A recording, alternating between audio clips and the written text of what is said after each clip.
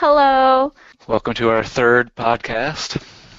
We're trying out something new this time. We're trying out Google Hangouts. And first topic for the evening was we were going to discuss about endings. Yes. What is the perfect ending?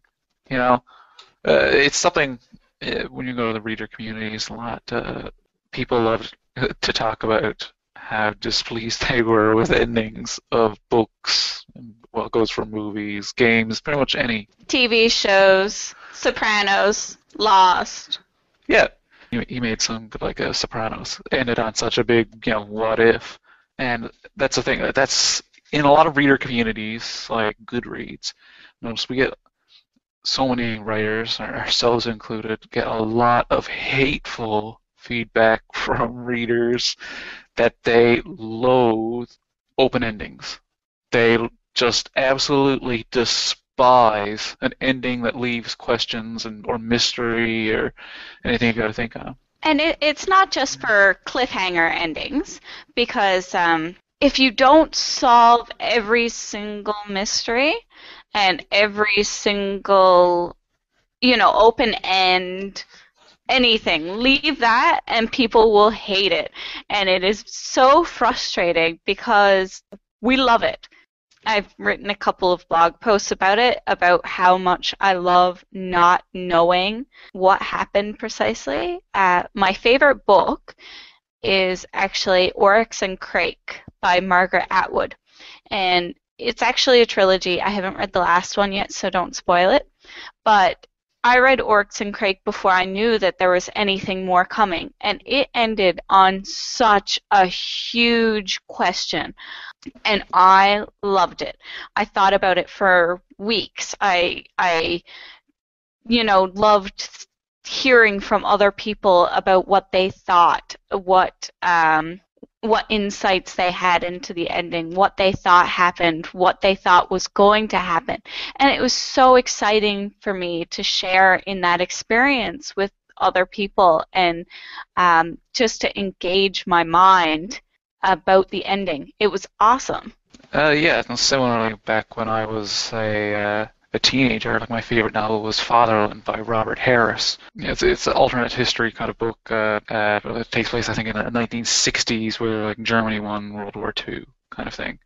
And so this, the Holocaust was never exposed, and it was like the novel kind of ends with this big what if this German investigator had uncovered this evidence of this horrible atrocities and was trying to expose it, but in the end, he's being hunted down, and it doesn't look like he's going to make it. But the story ends before you know for certain, and I love that. I was stuck thinking about that for so long, and I just it never occurred to me personally to be upset that it wasn't defined for me. And I think one thing you've always got to keep in mind as a writer or like any kind of creator is that the voices, the feedback you get aren't. It's not the voice of your readers. It's not the voice of your customers or whatever it is your business you're in. It's the loudest voices on the internet or wherever. And just because the loudest people don't like it doesn't mean that it's generally unpopular with readers at large. Because I mean, you talked about like we mentioned all kinds of things like you said about Sopranos and stuff like this. Like there was a lot of displeasure with that, but you look at pretty much so like almost every great piece of like, literature that I can think of. Like there's some books that I loved and were famous, popular. They ended on these big question marks. Like The Grapes of Wrath kind of ended without tying up a whole lot of anything. I just think that for me, just feeling more engaged in the story, um, talking about other, potential endings, talking about, you know, potential outcomes for the characters, what we want to happen, what we think happened. It just makes all entertainment a lot more interactive, as compared to like passive.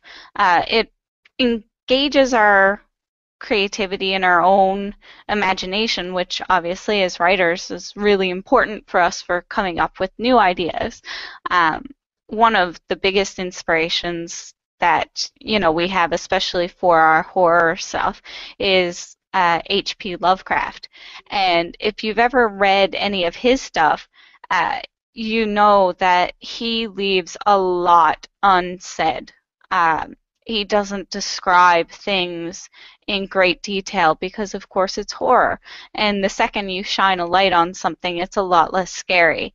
So Lovecraft never shone a light on anything. He left it up to your imagination, what these things looked like, what horrible things are hiding in the walls and what horrible things are lurking underneath us. And, you know, in a lot of his books and short stories, you never know what the other person saw. You just know the effects of it were so profound and so lasting that that person suffered, you know, complete insanity.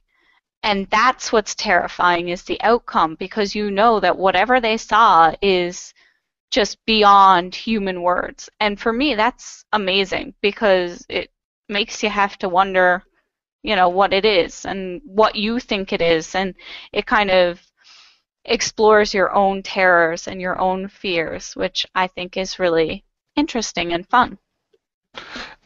Yeah, I think when it comes to you know these worlds, the stories that are written, that's what really gets, I think, readers engaged, like you say, and like loving a work.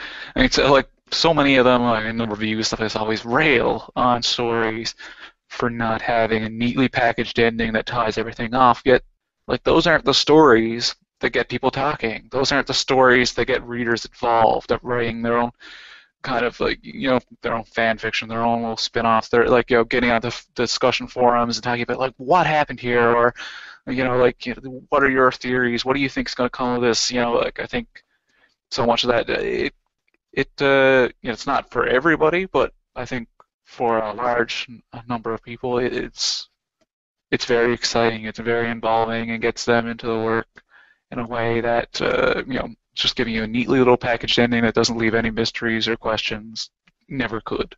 And I think that's why series are so popular. If you look at like Harry Potter, I mean, a lot of the discussion kind of died off after the seventh book because, of course, there was nothing more to, you know, no more questions to pose. It wrapped it all up very neatly. It even told you what happened after the fact and, that they all lived happily ever after. And you see them at the, end all, married and everything. So you just don't have as much to talk about. But during the series and during the other six books, I mean, people were constantly talking about it. And that's not to say like that there was no conversation for the seventh, but I just think you see a lot more of it in the prior books because there are more open-ended questions and more unsolved mysteries and things that never get really wrapped up neatly until the very end. So, I mean, I think that's just part of it is that during the first six books, people felt more involved. They had a lot more to discuss. They had a lot more to think about. And I think that's really interesting as well. Yeah, definitely. And I think with Harry Potter, I've never read the books myself. Michelle has, but I mean, it's kind of hard to be a writer on the internet and not encounter so much of the fan culture. I mean, it still persists today, but I think what Michelle said, it's not with the same force it was when it was still going on. But I mean, you look at other works, like you mentioned Lovecraft and like so many others, that still like the culture persists so strongly. But I think with Harry Potter, it still persists because there was that culture of like readers thinking about, questioning, coming up with their own ideas and their own like fan fiction versions of what was going on in their heads. That was established, and once that gets going, it's kind of just by the writer deciding that okay, this is all decided now. And like a lot of readers are persistent, saying like, no, it's not really decided in my mind. I'm going to keep the ball rolling, and I think that's wonderful. I love that.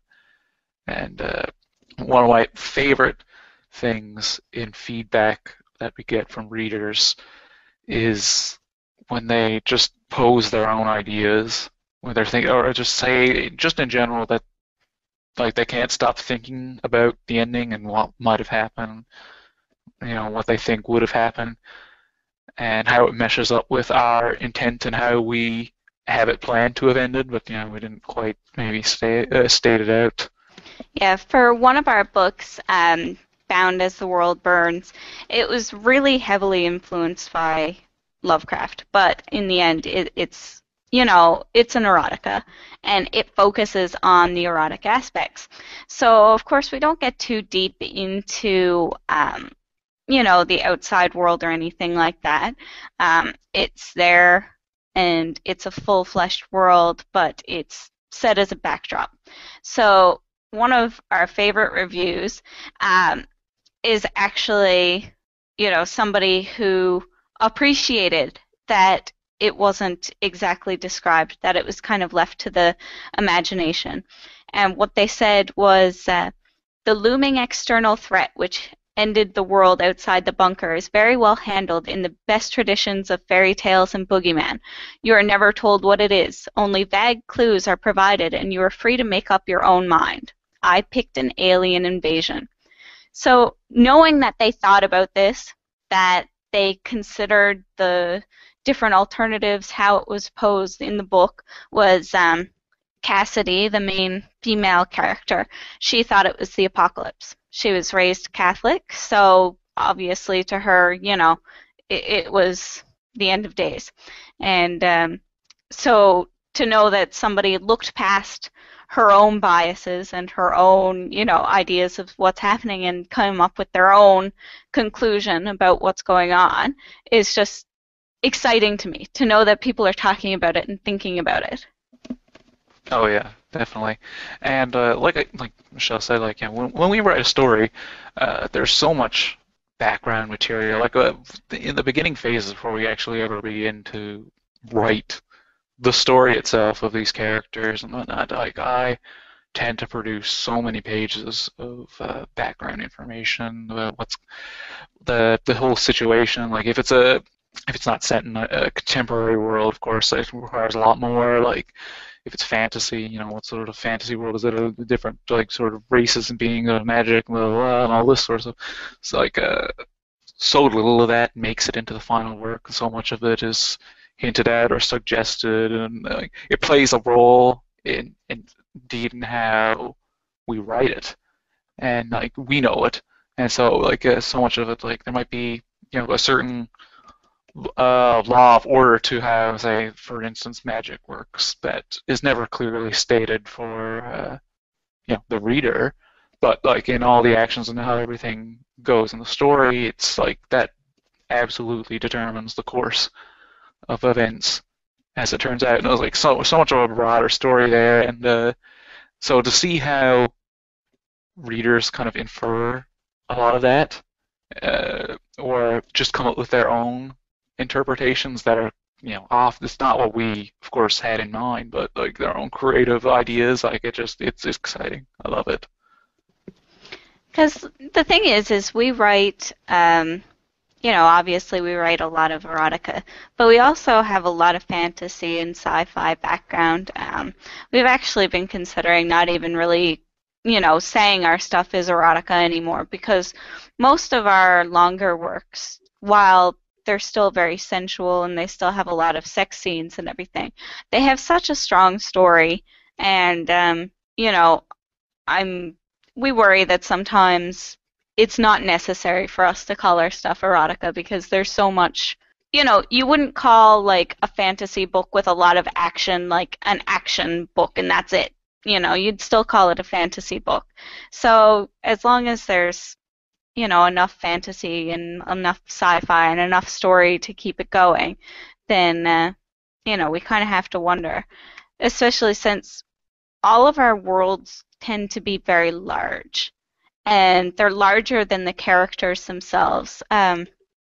A lot of our influences, again, Lovecraft has huge open worlds with lots of different characters and lots of different stories that kind of overlap but aren't necessarily involving the same characters or creatures. Same with the Forgotten Realms series with D&D. We read a bunch of those novels as well, and it's the same thing. Like, it's a huge, expansive world, and there's so many different stories, and that's kind of how we write as well. We develop a huge world, and then we pick like a couple of characters that we want to focus on. So even if we don't give them a satisfactory ending in one book, it doesn't mean that they won't come back in another book or another short or, in some capacity, because the world is still there. Just because their story has paused or come to an end in a novel or a book doesn't mean it's over. Yeah, so one thing too I consider an advantage to leaving a lot of sort of question marks is that later on down the road, some inspiration strikes us. Like if while I'm watching a movie, or if I'm just out for a walk or something in the botanical gardens, and I see something that just gives me an idea for a story, and I think that, man, that would have been perfect for these characters. Something like, there's always a possibility then to go back and kind of like, or not to go back, but to go forward with those characters and do something interesting with them. And a lot of times, like, well, pretty much in every case, I have way more plot in mind for these characters and their story than we get around to writing. Like one of the series we're working on now, it's going to be like a series of novels when we're done, but it's just been short stories so far because it's been a lot of work getting that together.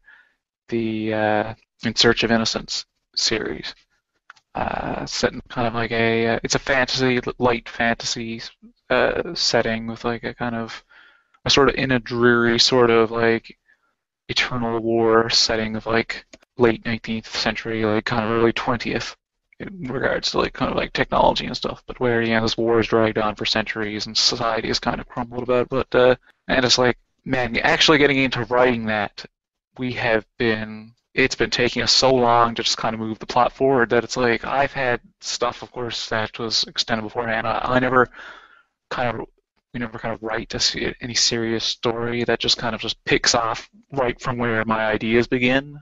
As such, it's always like, my ideas begin way before the story that you end up reading actually starts. And but like, there's so much more I have in mind for them. It's like, man, at this rate, we're never going to get to it because like as the story keeps unfolding in the actual process of writing, it's like it's becoming so much bigger than I had intended. I think we have like, I don't know, probably around 8 different character sets. So right now, like, there's a lot happening, and I kind of liken it to a soap opera. I know soap operas kind of have, this cheesy connotation, but, it doesn't always have to be like that. Soap operas are just things, shows where a lot is happening to a lot of different characters, and they're all interconnected in some manner, whether it's, the town they live in or whatever.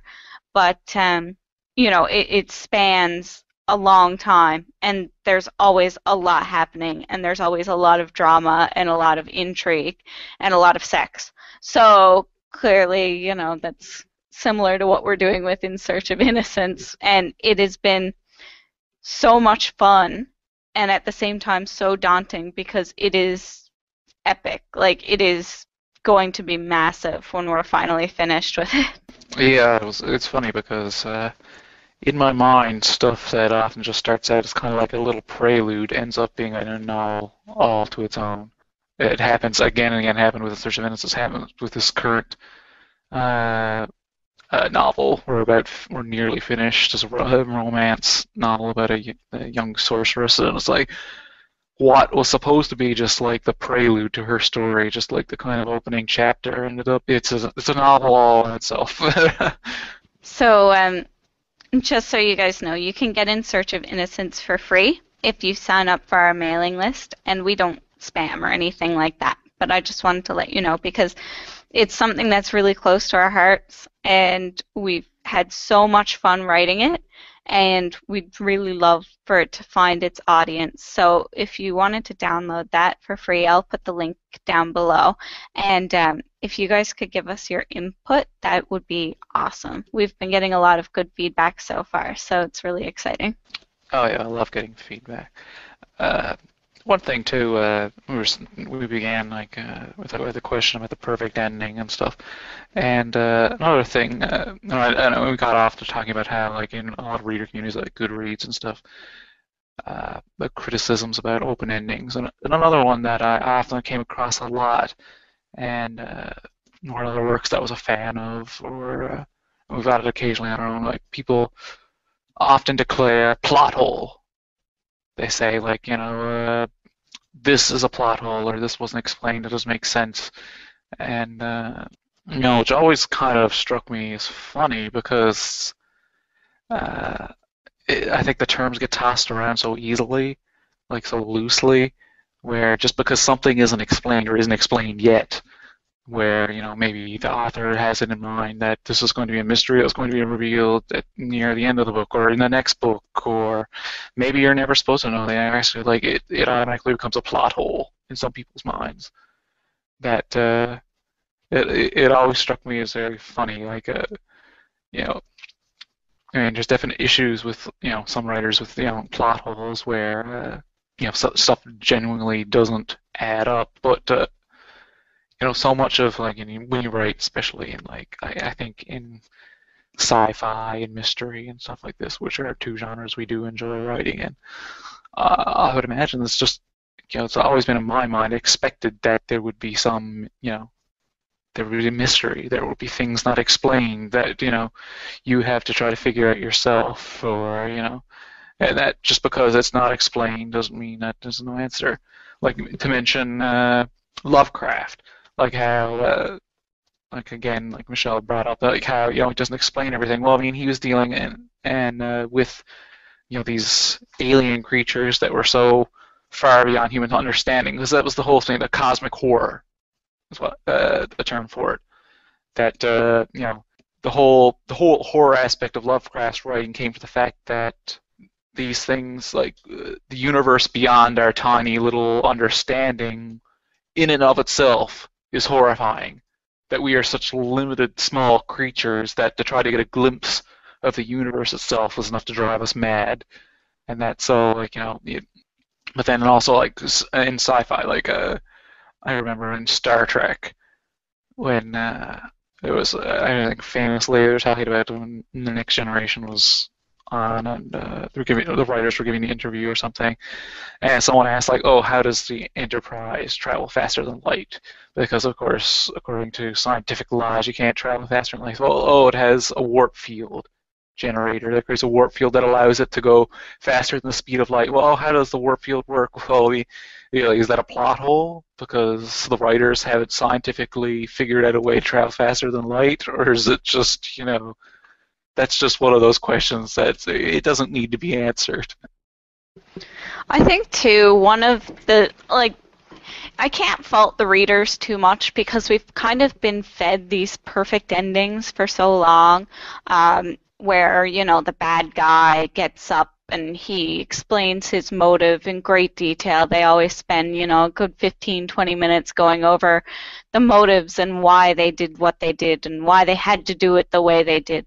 And so, it's kind of this thing where people have expected all of these answers to be given to them, um, which, I mean, you can't fault anybody for that. It's always made fun of as being so cheesy and over the top, and it doesn't make sense because, of course, at the end, I know Scream was kind of a pseudo parody, but like at the end when they're going through all the motives and all the reasons, like we think it's so cheesy because why don't you just kill her?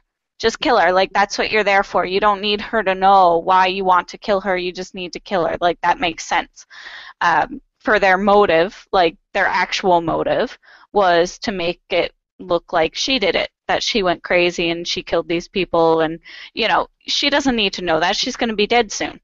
So it's obviously just for us to know that this is why they're doing it, but I think it loses some impact, especially in like horror and mystery genres, to know why the villains are doing the things they are.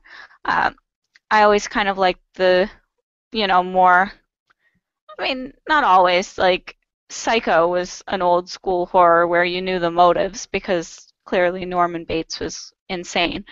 But like, there's a lot of horror movies where you never find out why, and I think that has its own impact. When you're left guessing, you can never really feel that comfortable. You don't know who's safe. You don't know how long they're going to be safe because this guy has no motive. Like, Jason has no motive. I mean, he's just slasher guy. And like obviously he has a motive, but like for most of the first movie when it's Mrs. Forrest, um, yeah, for the first movie, like you don't know why they're killing these people. Like nobody's safe. It's just it heightens the drama, and I think that's really interesting.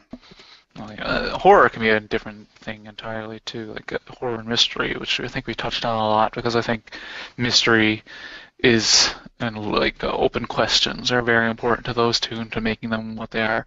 And as a general question, is it better to have a lot of open questions to get the reader thinking? I mean, I don't know. When I try to think of, is it just a matter of taste or is it actually superior in some way? Like, I tend to shy away from saying anything is actually superior. I think pretty much everything comes down to taste in the end. And there's so many different readers and so many different writers that have different styles and different tastes that it's like trying to peg one as any bit better than anything else. I always think is kind of a bit foolish. But in the case of like horror and mystery, I think I think it's a definite advantage to have these kind of well-crafted questions of what's going on. To not always have the precise answer. And I think there's a lot of value to that, and just in general with writing, when I try to think, I mean, of course, this is going to probably show my own bias for enjoying a good mystery that leaves me thinking my imagination just running wild. When I try to think of books, like I think of that are both popular or just like not just successful in like a financial or readership sense, but just doing big in a sort of I guess artistic sense. Like the ones that always pop into my head, like I said, The Grapes of Wrath, or in a big financial sense, like 40 Shades of Grey, I think ended on like kind of a bit of a question, the sort of stuff like everything is not all tidied up and answered for you. Like there's still story to go. It just continues in your mind, I think. Yeah, in the end, I just don't personally feel that every mystery needs to be solved. It's been a while since I watched Veronica Mars, but I remember that there were quite a few episodes where, it's not all tied up in a neat little bundle. We don't always find out what happens. And that's just like in real life. Like, we don't always get to know the ending. We don't always know every side of everything. And I think being forced to think about it and to consider, possible motives or possible reasons why somebody might act so contrary to how you would act, kind of encourages some empathy and sympathy for others.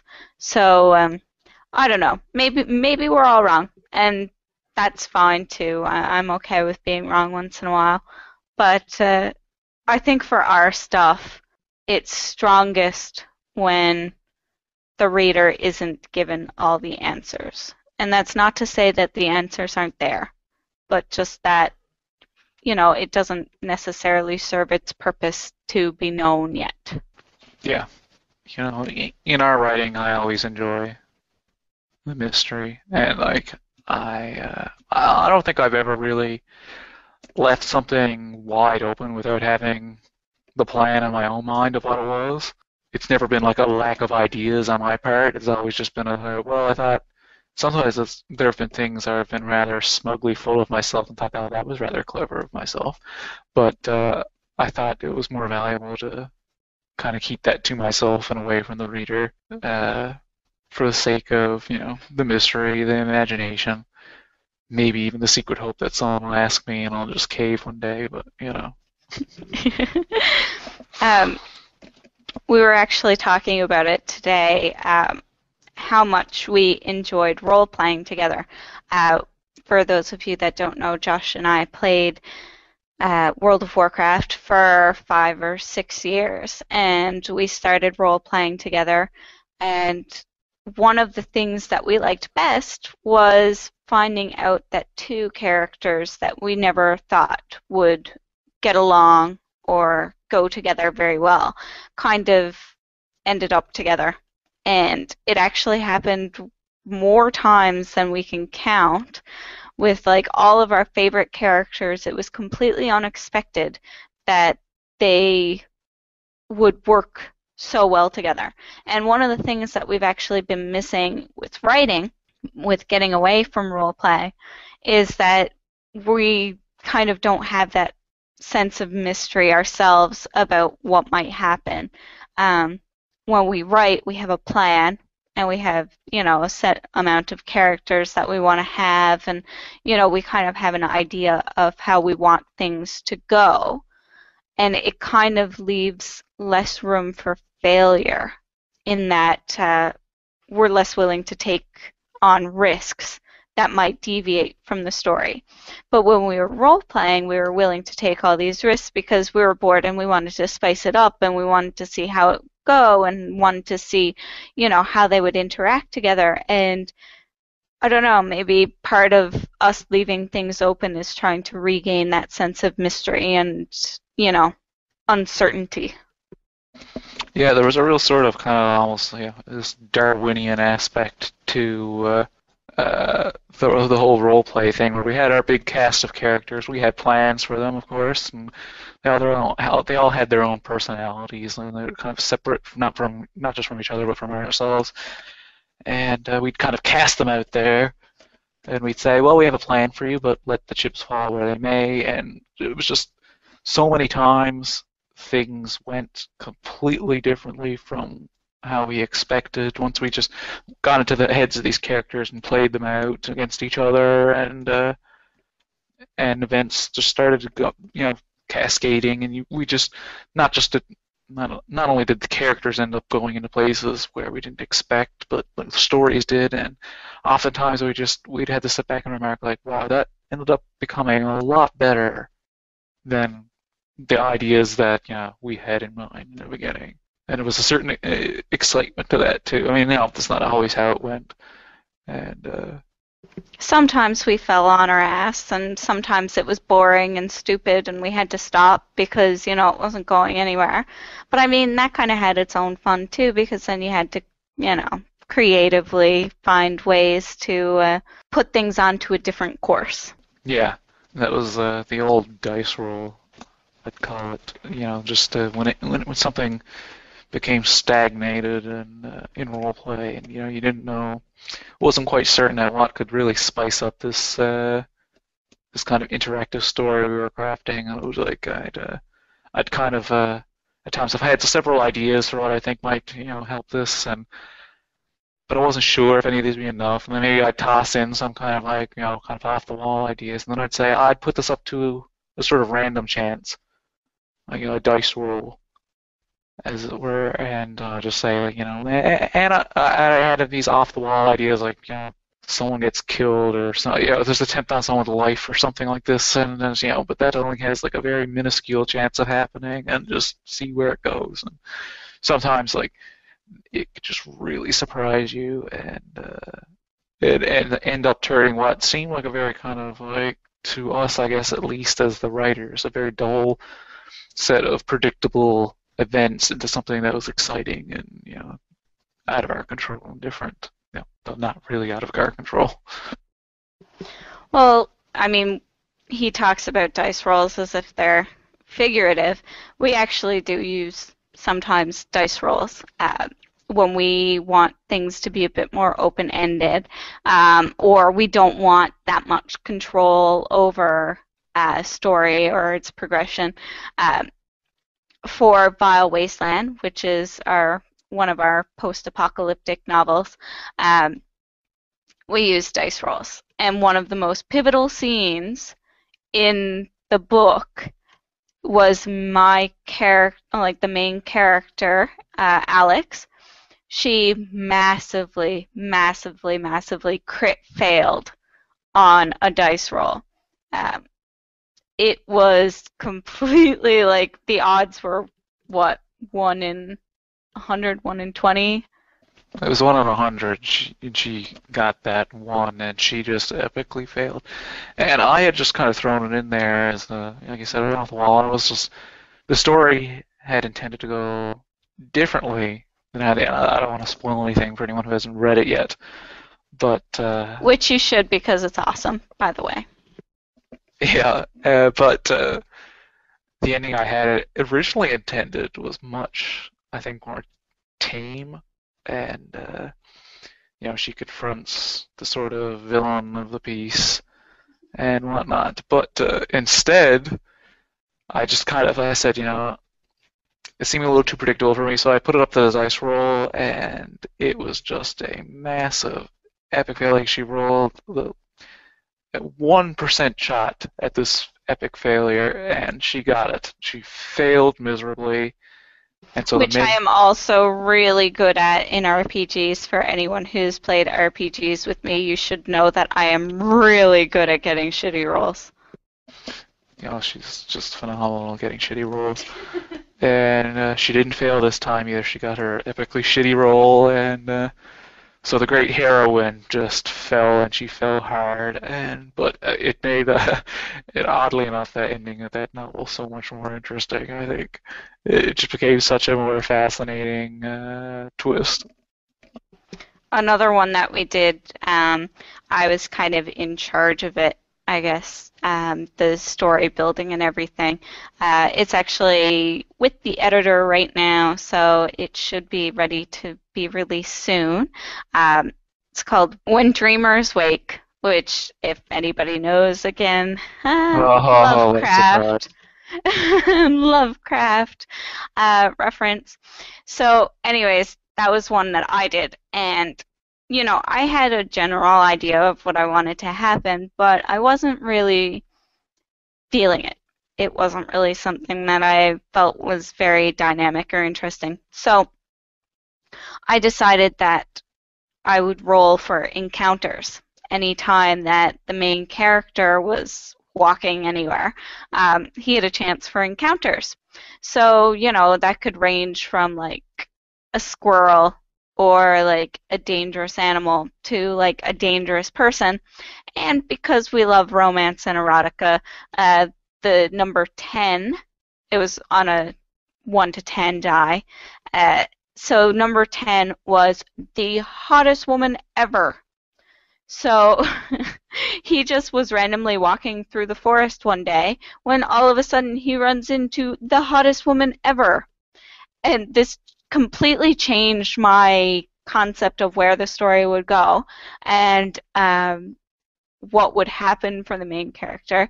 And so it just took such a twist, and because it's a um, another post-apocalyptic novel, because clearly we love them.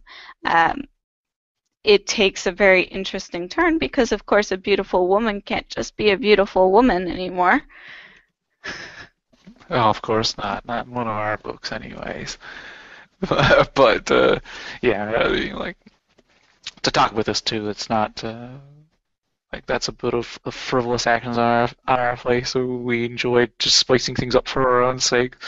Most of since we started writing, actually writing, leaving things up to chance is not something we do really anymore. I don't think. I don't think we've written anything in that style where we left anything up to chance in a while now. And Which we want to kind of get back to. yeah, we kind of missed that. I guess it's a big part to blame is that we haven't been doing our RPG group for a while now, and so our love of random folly has kind of been neglected. Unfortunately. So this weekend we're going to kind of try to recapture the magic of role play a bit and writing for one another's amusements and not worrying so much about where the dice may fall.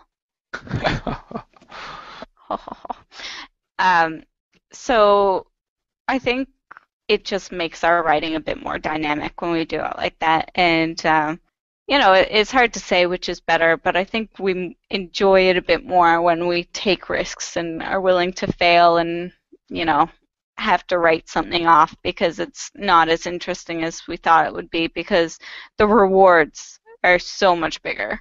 Yeah.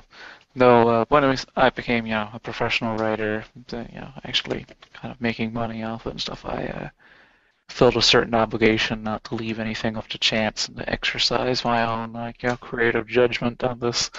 It felt sort of like cheating, never even leave up minor details to the dice roll. Last time I had done that was with, like Michelle listed, was Vile Wasteland, which was like our first novel release as such, and it was I only kind of done that for kind of minor points, but it just ended up kind of giving such an extra flair to the ending. I like that. So I think we've kind of spoken a lot tonight, and hopefully you guys have found it fun. We just wanted to try out the Google Hangouts and kind of have a bit of a trial run for how it went and everything. So if you have any comments or questions or anything like that, please leave them in the comments. Yeah, and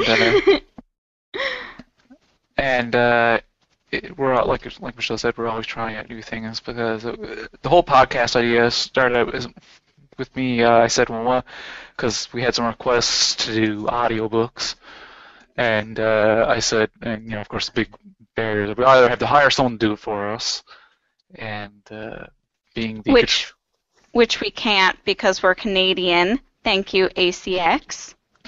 Yeah, and plus we're just big control freaks as well. So we decided I suggested we toy around with podcasts to kind of get a grip on the whole audio side of things. And one idea too I've had lately is if we kind of stream the podcast live while we make it, and then before editing it and putting it up. So maybe that's something we'll try in the future too. People want to be listening during and have a bit of an interactive thing going on potentially.